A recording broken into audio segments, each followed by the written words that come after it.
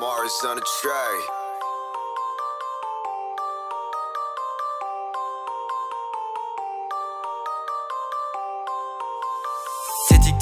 Tetikte bekle, zamanı gelince tek bir nefesle modumu düşürmem eksi hevesle, beni görme ya da germe.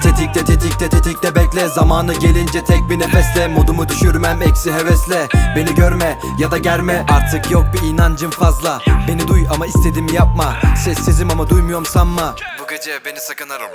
Kalkarım gece gündüz kovalarım ama yine bir sonuca varamadım, bu nasıl şaka. Ellerim bağlı, vicdanım kör kütük ama üzerime gelir hepsi yine buyurun bana. Ona buna çatıp önüme bir taş koysam, ara sıra batıp en başa sarsam, yolunda gidemeden uçuruma koşsam, akıllanmam. Sesimi bastıra öksüre tıksıra uça kaça geldim bugünlerin ardına. Baksana ardıma, sorsana bir bana olsa da bir daha son defo.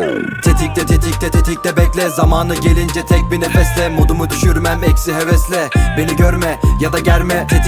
Tetikte bekle, zamanı gelince tek bir nefesle modumu düşürmem eksi hevesle, beni görme ya da germe. Üstüne düşmeden verimini almam, yönümü bulamadan arkama bakmam. Konuşur durur ama inan hiç takmam, döner durur bela akıllanmam. Çabala beni sakın arama, sildim attım rehberde yok numara. Yok istemem sahte cümleler, daha numaram değişmedi, kafam 10 numara. Ehli keyfim ve de güçlü beynim, beni zorlama çünkü yok bir dengim. Olsun iyiyim böyle fazla değilim, otoboka işi düşenin has mı değilim. Kaba saba bir adamım, oluruna bakamadım, bana bir kere gelene adımımı atamadım. Yoluna da koyamadım, inan akıllanamadım. Başladım bittim son kez. Tetikte bekle, başladım bittim son kez. Zamanı gelince tek bir nefesle başladım bittim son kez.